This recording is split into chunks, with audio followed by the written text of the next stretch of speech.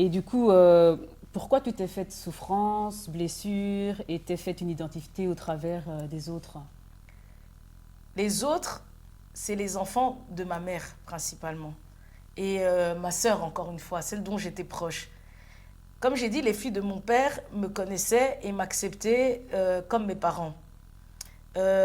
Surtout celle qui a aussi perdu son mari. Tu te souviens, celle qui a perdu son mari et au moment du deuil, j'avais demandé à aller voir mon père Mhm. dans la chambre, mais elle Je ne voulait voulais pas. pas. On Mhm. était extrêmement proches. Enfin, c'était quelqu'un que j'adorais beaucoup. Enfin, j'étais fan de ma sœur, tu vois. J'étais fan de ma sœur et on était souvent ensemble. D'ailleurs, les autres sœurs les autres filles de mon père, avant que leur maman vienne s'installer ici et qu'il y ait ce jeu de rivalité, en soi, avec les enfants de papa, on était tous unis, hein. Ok. Et les gens ne savaient même pas on était demi-frères et sœurs. En fait, Mm. papa nous avait tous mis ensemble. Ah On ouais, était, d'accord. on était vraiment très très proches. Et comme je disais, mes sœurs, c'était... ouais, enfin, j'allais souvent dormir chez mes sœurs. J'étais aussi leur petite mascotte, tu vois. Mhm. À mes anniversaires, j'avais toujours ma carte d'anniversaire, ma paire de chaussures. Eux tous, elles ne m'oubliaient jamais. Même des amis à ma mère. J'ai une amie à ma mère qui, jusqu'à aujourd'hui, ne m'oublie jamais à mes anniversaires. Tellement, en Mhm. fait, voilà, j'avais cette énergie-là que je retrouvais très fort chez Fabrice Adulte, tu vois. Ok. Et Oui. donc voilà. Bref. Par exemple, comme je disais, avant les jeux de rivalité et tout ça, nous on était très proches. Et pour en revenir aux enfants de ma mère, par exemple, mon frère aîné, mon frère aîné chez ma mère, Mhm. tu sais que c'est lui qui ne nous parle pas. On Ok. pourrait croire que c'est nous qui ne le parlons pas parce qu'il a Oh. fait cette chose et tout, mais même pas. C'est lui qui nous parle pas et qui nous parlait pas. Et quand il venait chez ma mère, il avait tendance à ne pas ramener ses enfants. Et pour faire comprendre qu'il risquerait d'être abîmé. Ok. Qu'il risquerait d'être abîmé. Pourtant, c'est lui qui a été la pomme pourrie dans les enfants de ma mère.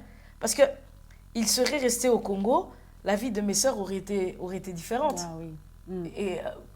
Et qui plus est la mienne aussi. Oui, Parce oui, tout qu'en à soi, fait. c'est cette situation qui a fait que, Oui, tu vois, c'est vrai. comment Oui.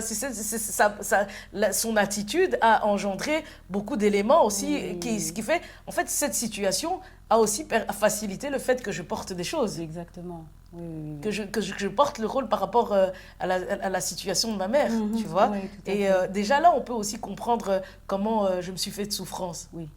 Oui, Tu vois. oui. Mhm. Et moi, j'ai compris, en soi, j'ai compris son histoire très vite à mon frère.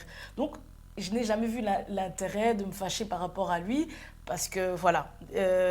Mais lui, c'était quelqu'un qui en voulait souvent. Et il a facile, il en veut facilement aux autres. Et c'est Mhm. quelqu'un d'assez rancunier, tu vois. Mhm. Quand je pouvais l'accuser chez ma mère de m'avoir tapé, et que il me disait, tu vas voir.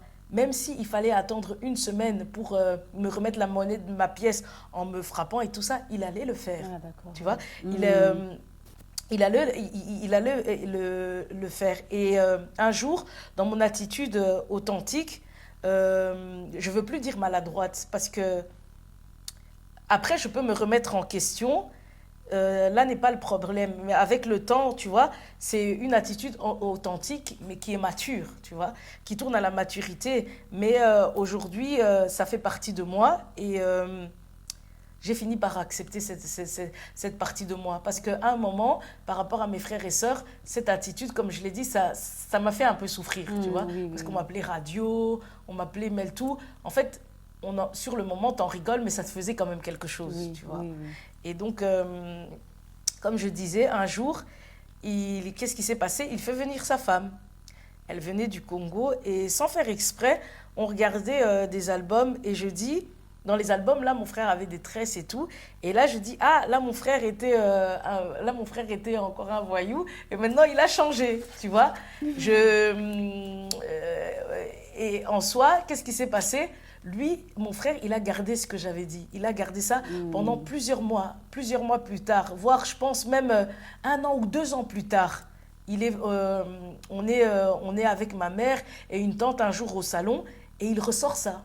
Il me ressort ça dans le sens où je cherchais, en fait, il m'explique, en fait, il me ressort ça, il a retenu ça dans son cœur pendant autant d'années pour me faire comprendre que j'ai sorti ça pour vouloir lui faire du mal et que j'étais mauvaise et mon but, c'était de briser son mariage. Et il dit ça devant ma tante, tu vois. Ouais. Et j'ai eu tellement mal, j'ai commencé à pleurer toutes les larmes de mon corps et en plus de ça, quand il pouvait nous croiser avec sa femme, hein, il avait facile à nous nier. Et quand sa femme, elle était tout seule, elle nous niait également, tu vois. Et donc, en fait, il a retourné en fait une attitude que j'ai depuis petite, que c'est connu de tout le monde. Mais lui, il a ramené ça avec le fait de vouloir briser son mariage. Je suis plus jeune que lui de je ne sais quel âge.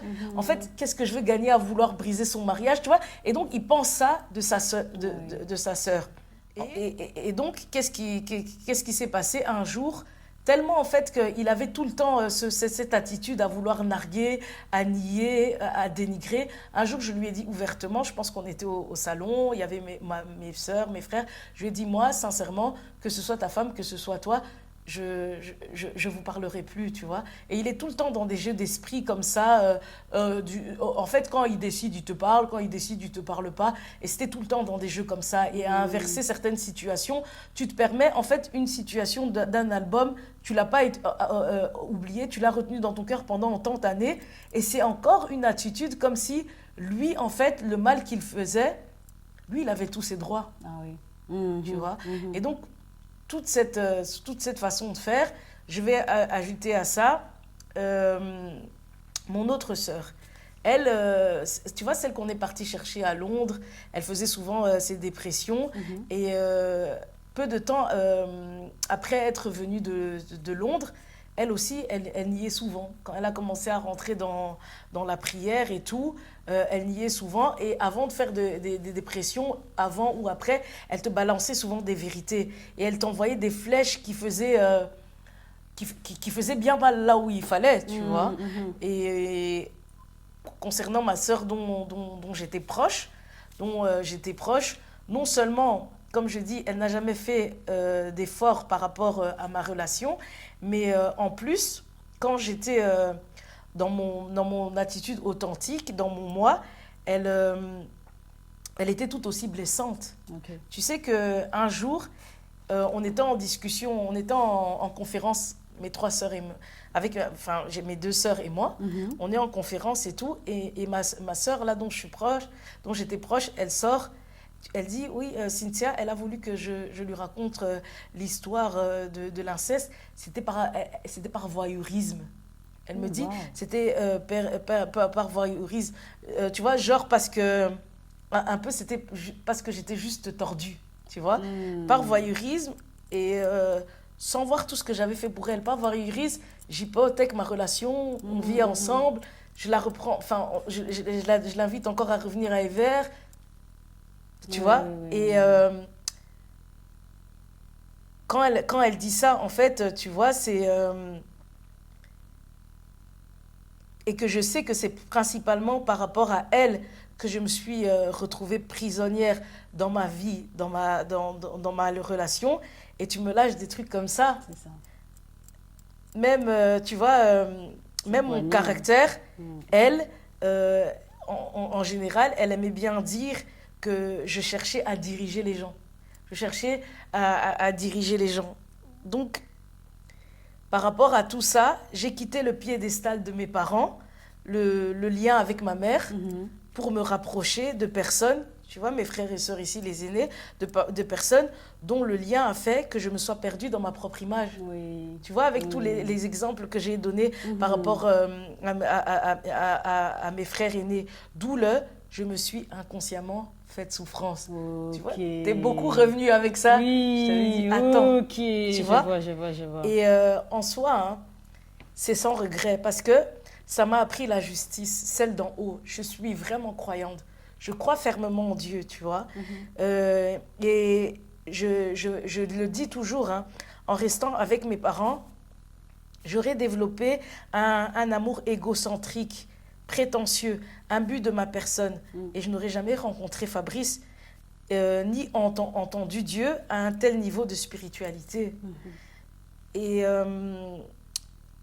qui plus est, j'ai fait un métier où j'ai appris à être moi, en aidant les autres et à pas être en souffrance pour les autres, tu vois.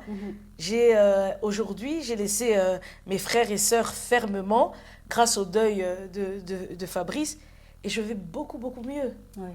Tu vois, je vais beaucoup mieux, beaucoup mieux. J'ai compris que avec le full d'attention que j'ai reçu de mes parents, tu vois, le choix en fait de quitter ce trône en fait qui m'avait donné a été en soi une force cachée.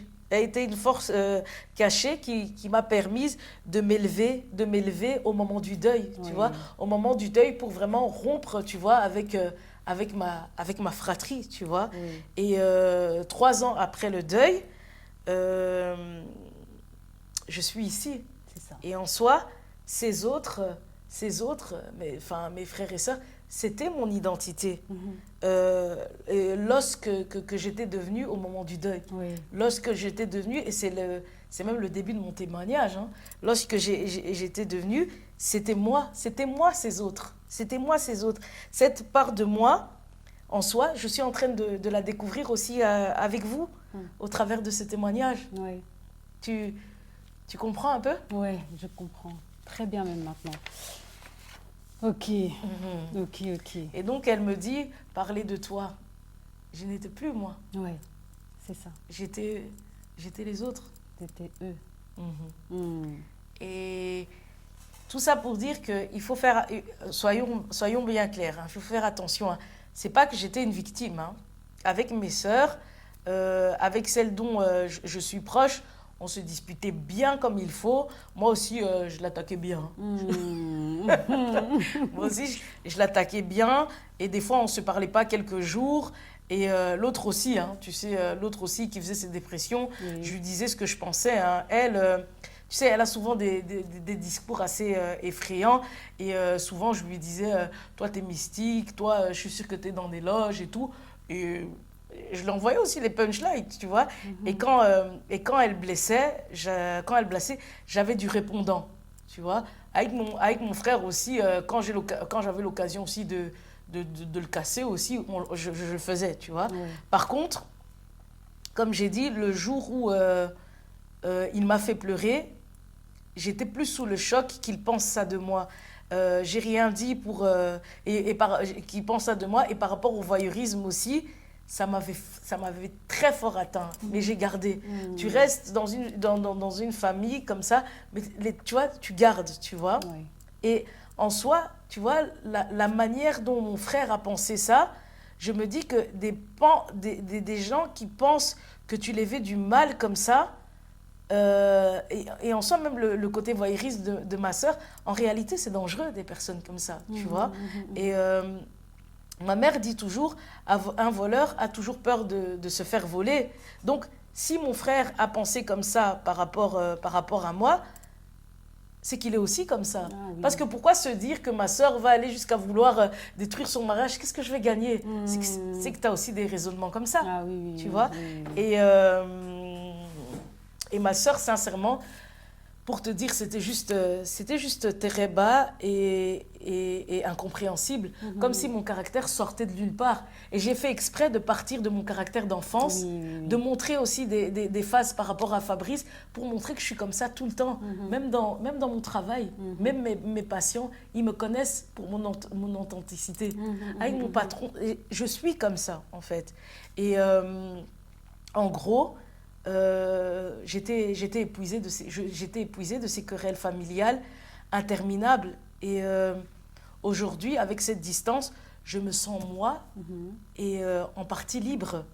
Parce que, en soi, parce que tu as du répondant, mais tu te rendais pas compte que ce sont des choses qui te détruisent petit à petit, à petit feu en fait.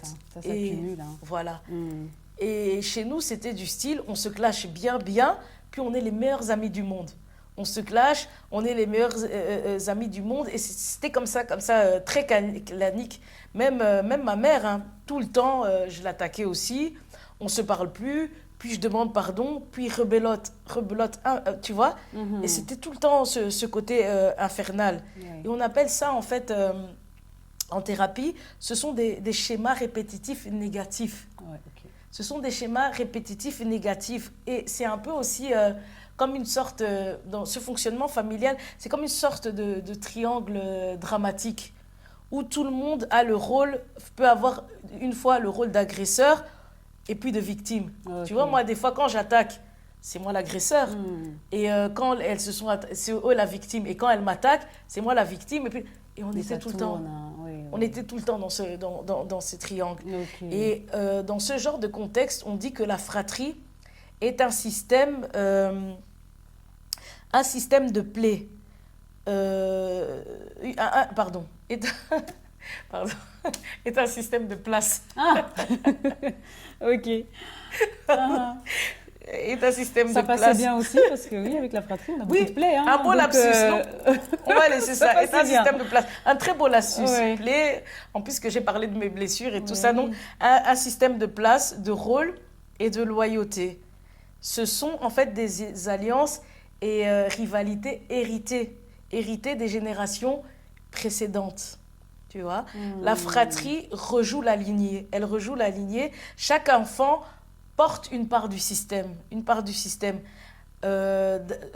Soit d'un ancêtre oublié, un trauma, une mission. Tu vois, donc en gros, la fratrie est le lieu où se rejouent les conflits non résolus des parents et les fractures des lignées. Ouais. Donc, des parents et des ancêtres encore Voilà. plus loin. Ouais. Exactement, tu vois. Et pour finir avec mon caractère authentique, c'est officieusement que ça avait donné une structure à nos deux personnalités, à Fabrice et moi. Mais officiellement, le temps que Fabrice comprenne, et en soi, officiellement, je crois pas qu'il va vraiment comprendre. Sauf au moment où il me choisit et peu de temps après, il meurt, tu vois. Et à un moment, comme je disais, avant ma dépression, ça aussi, ça a été un élément qu'il va retourner contre moi. Contre moi avec la complicité de ma mère, qui lui avait dit que j'étais une sorcière et qu'il devait faire attention avec moi. Et sorcière parce que, tu sais pourquoi? Parce que j'ai toujours eu mon franc-parler. Mais ça, j'en parlerai à la 3e partie, la dernière de la saga de ce chapitre. Eh bien, dis donc, Cynthia, tu nous mets déjà l'eau à la bouche, là, hein, concernant la 3e partie. Donc, déjà, hâte de connaître la 3e partie, bien qu'il y ait encore à dire sur la suite de cette partie, n'est-ce pas?